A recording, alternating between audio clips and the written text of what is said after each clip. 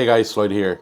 So, throughout the year, I was fortunate enough to be able to try out different gear or tech, may it be from the brands that I work with or from my hard-earned money. And by doing that, I was able to streamline what works for me and what doesn't. Today, I want to show you the purchases I made this year that helped me throughout this creative journey.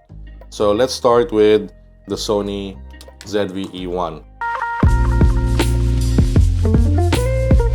This is the perfect backup for my A7 IV, and before I got to this camera, I was using a Sony A7C as a backup, but I didn't like the old clunky menu system, so I sold it. And at that time, I was slowly taking in more video related work, so I figured I needed something more video centric, as I don't want to use my A7 IV as my main photo and video camera. So I ended up getting a Sony FX30 as my main video camera and the A7 IV as the main photo camera. The FX30 was amazing, it was robust, it feels great in the hand, ergonomics was excellent, but after doing an event that had very dim lights, I realized that I needed something that has more low light capabilities. That's where the Sony ZV-E1 came in. So I bought the ZV-E1 used with the kit lens from a local camera store here that sells used equipments, and on top of the used price, there was an additional 15% off. So basically, I got this in the kit lens as a steal. But even before I actually pulled the trigger to buy this, I sort of accepted the compromises that I would get, which is single SD card slot, micro HDMI port, overheating issues. These are the main cons that you would get from this camera, but I feel like the pros outweighs the cons by a margin.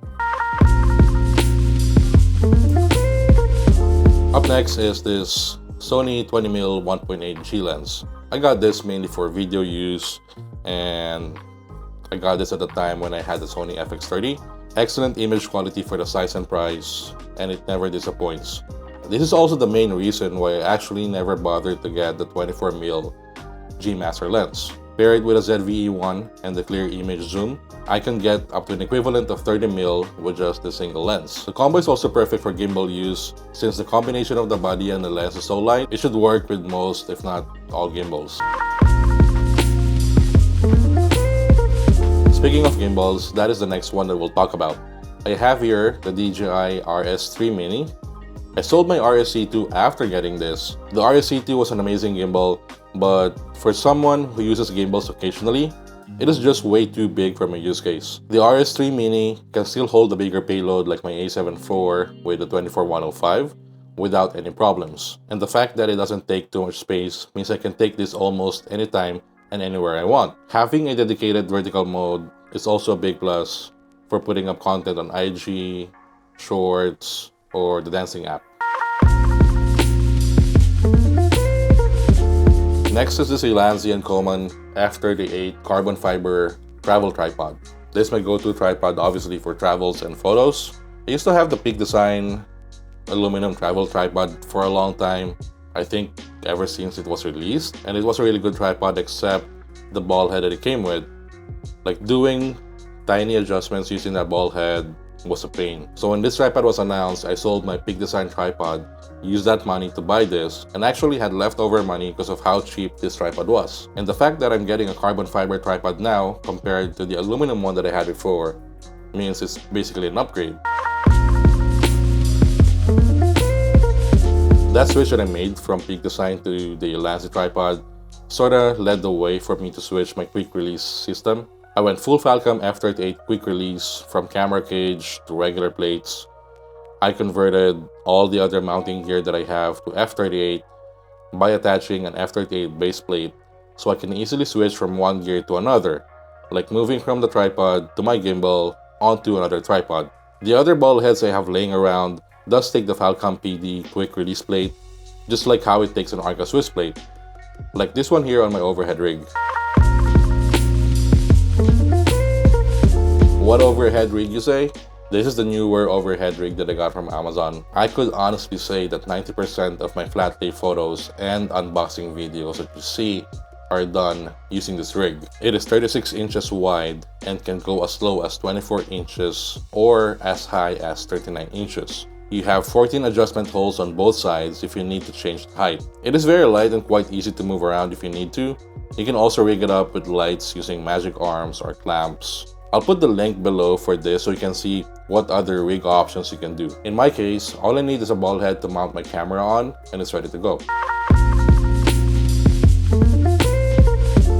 For storing SD cards and quick file transfers on the go, I just can't get enough of this Pgytech CreateMate. This has been with me everywhere I go. It has 4 SD card slots, 4 micro SD slots, 2 nano SIM slots, and you also get the eject pin. On top of that, it comes with an SD and micro SD card reader, and you can connect this thing via USB-C to your phone, tablet, or laptop. In my case, I use this a lot for transferring JPEGs from my camera to my iPad and quickly sharing it to my socials, or if I'm out with family and friends, I could easily airdrop the photos to them so they can just quickly share it to their socials. To wrap it up, the last thing on my list is this iPad Mini 6. Being an iPad Pro user for a long time, the iPad Mini 6 was the refresh I was waiting for. The Apple Pencil integration for this iPad has been a great addition for writing down notes, editing photos, and for consuming content on the go. This is just a perfect companion as it can fit in most bags or even sling bags. The only thing that I wish this iPad had was the ProMotion display that we get on the iPad Pro models. Having that ProMotion display is just very smooth, transition is smooth, it's just very clean. Some users may actually not even notice it, but again, I use an iPad Pro for a long time, so switching to an iPad Mini, it does show the difference. So hopefully next gen will have something like an iPad Mini Pro.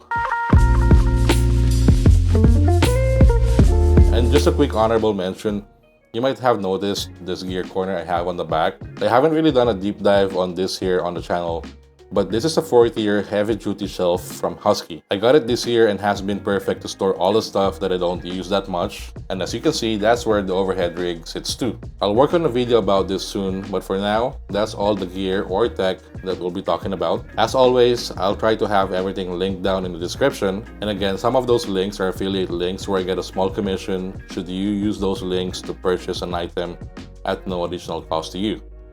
Those commissions greatly help this channel, so if you can, go ahead and purchase. This will be my last video for this year, but I got bigger plans for this channel come 2024. I appreciate all the time that you guys gave me this year. Wishing you all a great 2024, and I'll see you guys on the next one.